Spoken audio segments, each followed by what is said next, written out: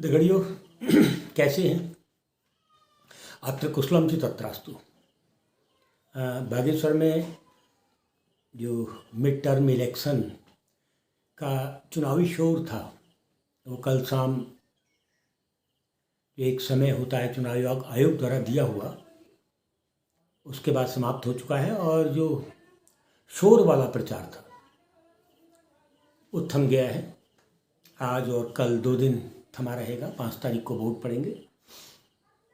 आप किसको वोट देते हैं ये आप जानें, हमें इससे कुछ लेना देना नहीं, लेकिन इतना निवेदन जरूर करेंगे कि लोकतंत्र में आपके वोट का अधिकार जो आपको मिला है, वोट देकर सत्ता बनाने का, अपने लिए अपनी सरकार बनाने का जो आपको अधिकार मिला है, उस अधिकार को मजबूत करने के लिए अधिक से अधिक संख्या में पोलिंग बूथों में जाएं, जहां पर वोट डाले जाते हैं उन स्थलों पर जाएं और अपने साथ, अपने मोहल्ले से, अपने परिवार से अधिक लोगों को साथ लेके जाएं। उत्सव मनाएं, उत्सव त्योहार की तरह जाएं और वोट डाल कर आएँ। अब तो वोट नहीं डालते हैं, बटन दबाते हैं, लेकिन जो भी है उस क्रिया को पूरा करके आएँ। भले ही नोटा वाला बटन दबाएं, लेकिन मतदान स्थल, पोलिंग बूथ तक जरूर जाएं। यही एक लोकतंत्र की ताकत आपके पास है। मित्रों, मैं आज एक अलग विषय पर आया हूँ। अक्सर एक शब्द हमने शुरुआती दौर में, जो ये चैनल आप देख रहे हैं, इसमें ग्रामवासिनी भारत माता, हमारा एक संकल्प था कि हम ग्रामवासिनी भारत माता के नाम से बीच बीच में अपने श्रोताओं, अपने पाठकों, अपने दर्शकों तक कुछ गाँवों को लेके जाएंगे। ये हमारा एक संकल्प था। मैं उसी क्षेत्र में आज पदार्पण कर रहा हूँ, नहीं कहूँगा, क्योंकि मैं पूर्व में इस तरीके के काफ़ी प्रयास, हिमालय के स्वर के माध्यम से तो हम काफ़ी प्रयास करते रहे हैं।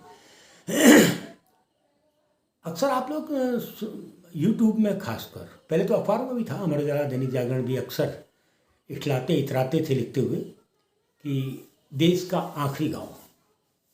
मैं आज तक नहीं समझ पाया कि देश के आखिरी गांवों को मापने या आंकने का तरीका क्या है। अक्सर जैसे बागेश्वर जनपद का झूनी गांव है, गोगिना कीमू गांव है, पिथौरागढ़ का नामिक गांव है, इसको हम जनपदों का आखिरी गांव कैसे कहते हैं, क्यों कहते हैं?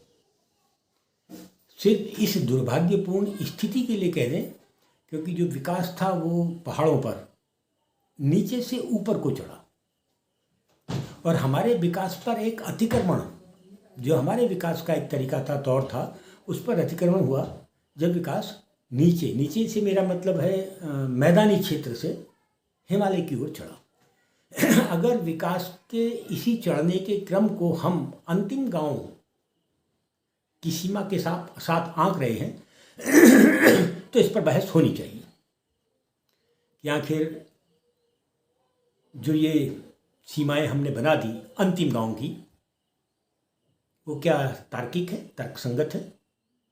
सबसे सुंदर गांव हिमालय के नज़दीक का होता, उसको तो पहला गांव होना चाहिए था।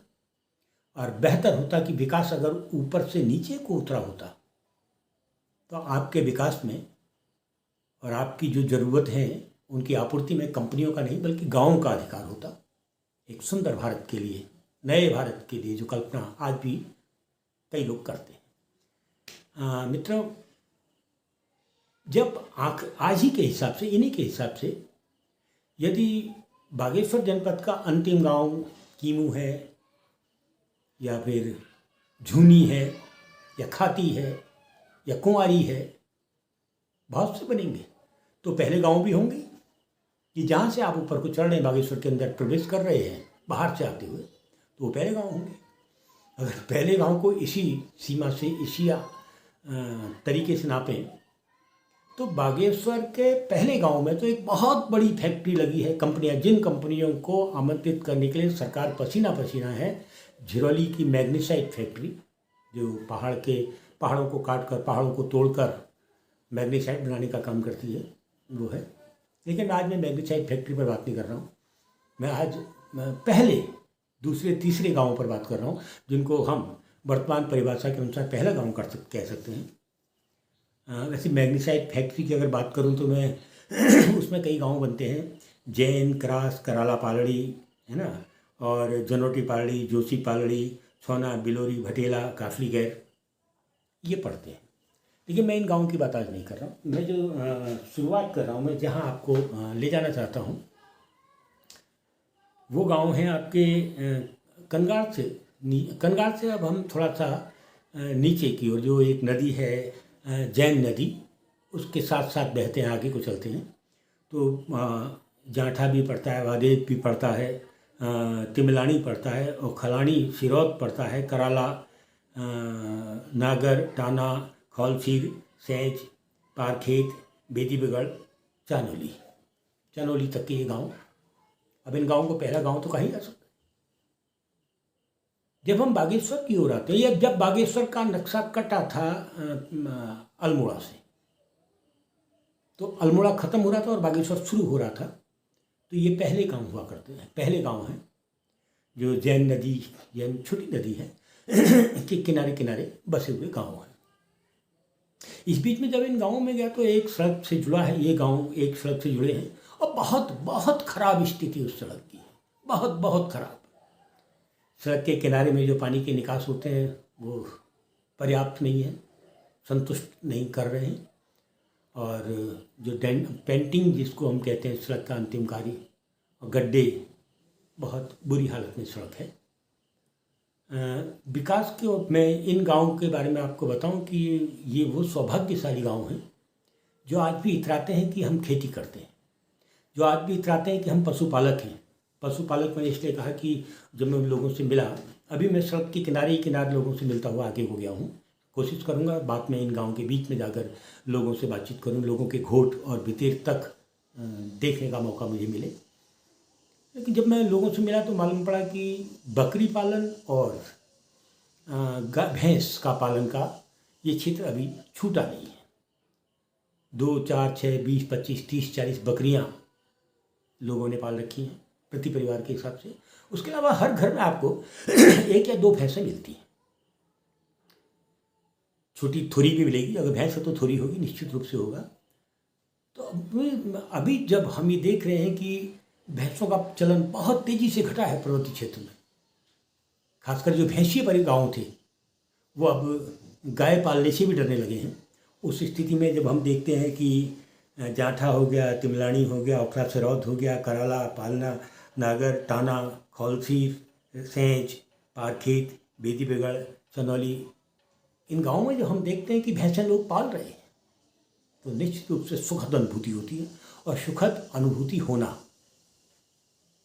बड़ी बात है। ये जो गांव हैं ये कृषि आधारित हैं, तभी पशुपालन भी है।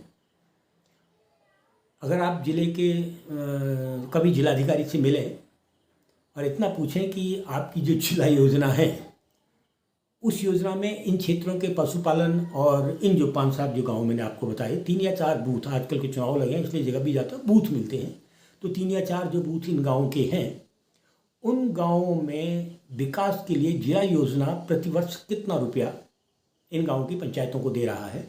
ये सवाल अगर आप ईमानदारी से टटोलेंगे तो आपको चौंकाने वाले उत्तर मिलेंगे, और शायद उत्तर नहीं में मिलेंगे, क्योंकि अभी जो जिला योजनाएं होती हैं उनको बांटने वाले लोग, मतलब ठेकेदारी के कामों पर वो अधिकतर बढ़ती है कि साफ सड़क है, बिजली है, पानी है, स्कूल की बिल्डिंग आदि आदि आदि, जिसका कंस्ट्रक्शन होता है और जिसमें कॉन्ट्रैक्टर काम करते हैं। कमीशन वाली योजनाएं आपको उसमें, अभी एक बागेश्वर में एक बहुत बड़ी योजना गॉट वैली, एक ऐसी वैली, ऐसी घाटी जो बकरी घाटी के नाम से जानी जाए, एक योजना बागेश्वर में आई थी। जब ये योजना बन रही थी तो अभी जब मैंने पूछा गांव वालों से, तो गांव वालों को मालूम नहीं था कि गॉड वैली नाम से भी कोई परियोजना बागेश्वर जनपद में चल रही है। अब ये पहले, दूसरे, तीसरे, चौथे, 5 गाँव हैं। अल्मोड़े का जब नक्शा कटा, जब पहले, दूसरे, तीसरे, चौथे गाँव वालों को मालूम नहीं उनके जनपद में विकास क्या हो रहा है, तो आखिरी गाँव वालों को शायद कम मालूम हो, लेकिन है, गॉड वैली है। और एक ऐसे, और जब अभी जो बजट आता है, विकास आता है, तो उसमें कोशिश होती है कि वो नियोजित हो ना हो, लेकिन विधायक और सांसद और जो नेता लोग हैं सत्ताधारी दल के, उनकी मर्जी से वो सब चले, तो वो तमाम विकृतियाँ हैं, खामियाँ हैं। तो गॉड वैली, अगर इस घाटी के ये जो गांव मैं आपको बता रहा हूँ, इन गाँवों में बनाई जाती तो मुझे लगता है कि चारागाह भी इनके पास बहुत अच्छे अच्छे हैं और ये खुद बकरियां पाल रहे हैं। बड़ी बात है कि बकरियां पाल रहे हैं। इन गाँव के लोगों से जब मैं मिल रहा था तो इन्होंने बताया कि हम मसालों में हल्दी बोते हैं, मिर्च बोते हैं, सब्जियों में लहसुन प्याज आलू, और धिनाली मतलब दूध दही जो है कि भैंस पालक है तो दूध दही होगा, गाय पालक है तो दूध दही होगा, जो गांव की एक पहचान होती है ना कि आप पहले पूछते हैं धिनाई केशु और जवाब मिलता है गुर बेराव यार दौड़ में भैंस छन 2 छन 4 छन 6 छन 1 छू।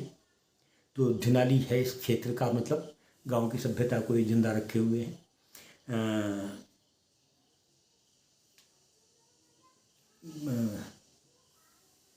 विकास को लेकर जब मैंने इनसे पूछा कि कृषि के क्षेत्र में विकास को लेकर सरकारों और आपके बीच में कभी कोई तालमेल हुआ, कोई विकास, तो उनका नहीं, ऐसा नहीं हुआ। अब क्योंकि ये एक नदी के किनारे का क्षेत्र है, तब लोगों ने बताया कि यहाँ अब तक 5 या 7 हाइड्रम बन चुके हैं, लेकिन अभी एक ही रोध होकर बहुत ही सुस्त गति से सिर्फ एक चल रहा है, ये लोगों ने बताया।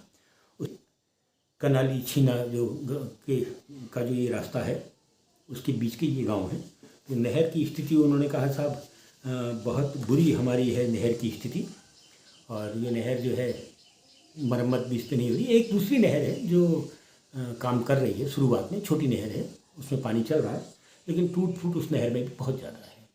और अधिकतर जो नहरें इनके यहाँ बनी थी वो बनी थी लघु सिंचाई विभाग की, जो प्रायः अब काम नहीं कर रही हैं, ध्वस्त पड़ी है। लेकिन एक और दो एक नहर जो बड़ी नहर है जो मुख्य गाँव के अंदर जाती है वो तो ध्वस्त हो चुकी है, और एक छोटी नहर शुरुआती दौर में जब आप घाटी में घुसते हैं तो आपको मिलती है। जब मैं इस बीच में घाटी में गया था, इन गाँव में गया था, तो धान की फसल लहलहा रही थी। अब बहुत मीठी हवाओं में, हल्की हवाओं में जो झूम रही थी, तब लग रहा था कि मैं एक गांव में खड़ा हूँ। चौमासे में वैसे गांव हरे भरे दिखते हैं। ये जो घाटी है वो गर्म घाटी है और चारों ओर चीड़ के जंगल है। मैं समझता हूँ कि अगर वन विभाग और वन पंचायतों के माध्यम से, गांव सभाओं के माध्यम से थोड़ा प्रयास करे तो ये घाटी बहुत महत्वपूर्ण घाटी हो सकती है चारा पत्ती के जंगलों के विकास के लिए। आपने कुछ चीड़ के भी जो जंगल हैं वो अब यहाँ इस क्षेत्र में जब मैं गया तो मेरे को अच्छा लगा कि चीड़ के जो वन हैं वो रुग्ण नहीं है, लेकिन संभावनाएं जो थी वो चारा पत्ती के जंगलों के लिए, क्योंकि यहाँ पशुपालन है और चारे की बहुत ज़्यादा ज़रूरत इन लोगों को होती है। और बहुत ज़्यादा उठी हुई घाटियाँ नहीं हैं, मतलब संकरी हैं, बहुत खुली हुई घाटी नहीं है ये, लेकिन दोनों ओर से पहाड़ हैं और हल्की चढ़ाई से उठते हुए पहाड़ हैं। यहाँ एक अच्छे जंगल हम स्थापित कर सकते हैं। मैं सोच रहा था कि एक दिन जो हमारे वृक्ष मित्र और पहाड़ों में जंगलों को लेकर बहुत चिंतित हैं मल्ला साहब, किशन सिंह मल्ला, उनको कहूँगा एक दिन उस क्षेत्र में चलते हैं, सरकार को लिखते हैं कि किस तरीके के जंगल यहाँ ढलान और यहाँ की घाटी की प्रवृत्ति और प्रकृति के हिसाब से स्थापित किए जा सकते हैं। हमारा विचार है कि हम ऐसा कुछ एक प्रयोग, एक चीज़ जनता की ओर से सरकार की ओर ले जाएं। लेकिन मैं शुरू में जो मैंने आपसे कहा था उसमें आता हूँ। किसी भी जनपद में जो बजट होता है, विकास का बजट, स्थायी रूप से होता है जिले की जिला योजना।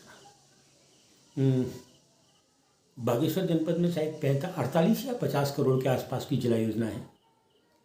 यदि थोड़ी सी ईमानदारी, और इस योजना में तो ये होता है कि आपका जो जिला पंचायत के अध्यक्ष होते हैं, जिला पंचायतों के सदस्य होते हैं, वो इन योजनाओं को रखते हैं। नियम तो ये है कि इसमें जो आना चाहिए कि पहले ग्राम पंचायत का कोई प्रस्ताव हो, फिर वो क्षेत्र पंचायत जिसको विकासखंड कहते हैं वहाँ से अनुमोदित हो, फिर वो सरकता हुआ जिला पंचायत में आओ, जिला पंचायत के माध्यम से वो जिला योजना में जाए कि साहब इस प्रस्ताव को पारित कीजिए। ये एक नियम था, लेकिन ये नियम खैर इस पर बहुत बड़ी बहस हम जल्दी करेंगे आप लोगों के बीच में आके। लेकिन अभी जो हाकिम हैं ज़िले के, उनको चाहिए कि वो जो आपका ये जिला योजना का बजट है उसमें कम से कम 2 करोड़ 3 करोड़ रुपया सालाना का बजट इन घाटियों में उन कामों के लिए स्थापित करें जो काम जिंदा है। जैसे यहाँ पशुपालन जिंदा है, भैंस पालन जिंदा है। अभी 1-2 मित्र मिले थे, कहते हैं कि हमें वो वाली बकरी चाहिए जिनके कान लंबे होते हैं, मैंने कहा तो आप बकरी पालक हैं, आप इस विषय में अधिक जान सकते हैं। उन्होंने कहा क्यों नहीं लाते हैं फिर? नहीं, उसके लिए बड़ी मेहनत पड़ेगी, बाहर से लाने पड़ेंगे, ढूंढने पड़ेंगे। और ठीक है, जो एक एक परिवार, दो दो परिवार, 10 मिनट का टाइम भी जिनके पास नहीं है अपने काम के अलावा, वो एकदम से ना घूम तो नहीं सकते हैं। लेकिन सरकार चाहे तो जिस तरह से गॉड वैली, इन्होंने बहुत बड़ा बजट गॉड वैली का क्षेत्र में डाला हुआ है, ये चाहे तो उस क्षेत्र को भी एक मिनी गॉड वैली बनाकर, जैसे जिस प्रकार की भेड़ें या जिस प्रकार की बकरियों की उम्मीद जनता कर रही है, वो लाके उनको दे सकते हैं। और इसके लिए जिला योजना का बजट आपके पास है। बजट की, देखिए, बजट की समस्या नहीं है, बजट समस्या है नियत की। अगर आप गाँव के आधार पर, गाँव में कृषि के आधार पर, हॉर्टिकल्चर के आधार पर, नहर की मरम्मत के आधार पर जिला योजना का बजट खर्च करते हैं, तो बजट आपके पास है और हर साल का बजट आपके पास है। इस बीच हम लोगों का प्रयास है, सवाल संगठन का भी प्रयास है कि हम जिले के हाकिम से मिलकर ध्यान आकर्षण करेंगे कि जो गांव मैंने आपको शुरू में बताए थे, तिमलानी, ओखला सिरौद, कराला, नागर, टाना, खौलसीर, सैंज, पारखेत, बेदीबगढ़, चानोली, इन गाँव के लिए, इन गाँवों में भैंसों के विकास के लिए, इन गाँवों में पेयजल के विकास के लिए, इन गाँवों में सिंचाई के विकास के लिए, और इन गाँवों में जो ये गाँव हैं, इन गाँव में कृषि के विकास के लिए, इन्हीं के हिसाब से इनके पारंपरिक बीजों को हम कैसे बचाएं। निश्चित रूप से अभी एक खेल चलता है, कंपनियों का बीज जो गाँव में डाल दिया गया है, जिससे एक साल फसल होती है और दूसरी बार वो कंपनी का जो संशोधित, जिसको आप हाइब्रिड कहते हैं, हाइब्रिड के नाम से जो बीज आ रहा है, वो एक ही बार आप फसल में बो सकते हैं, अच्छी फसल मिलती है। लेकिन आप स्वयं अपने यहाँ का एक पारंपरिक बीज बचा के नहीं रख सकते, आपको कंपनियों पर ही निर्भर रहना होगा कि अगले साल फिर आपको नई कंपनी जो बीज देगी वो लेना होगा। और कंपनी जब बीज देती है उससे साल बहुत बड़ी लिस्ट भी देती है, ये भी खाद डालेंगे, ये रसायन डालेंगे, ये दवाई डालेंगे, आदि आदि आदि आदि। तो जिला योजना के माध्यम से अगर सरकारें चाहें तो हमारे पारंपरिक बीजों के संरक्षण और संवर्धन का काम इन गाँवों में जहाँ खेती होती है कर सकते हैं। मित्रों, आज इस घाटी में घुमा था मैं, और अभी मैंने पहले कहा कि मैं इन घाटी के गांव के अंदर नहीं, मैं सड़क के किनारे किनारे इन घाटियों को देख के आ रहा हूँ।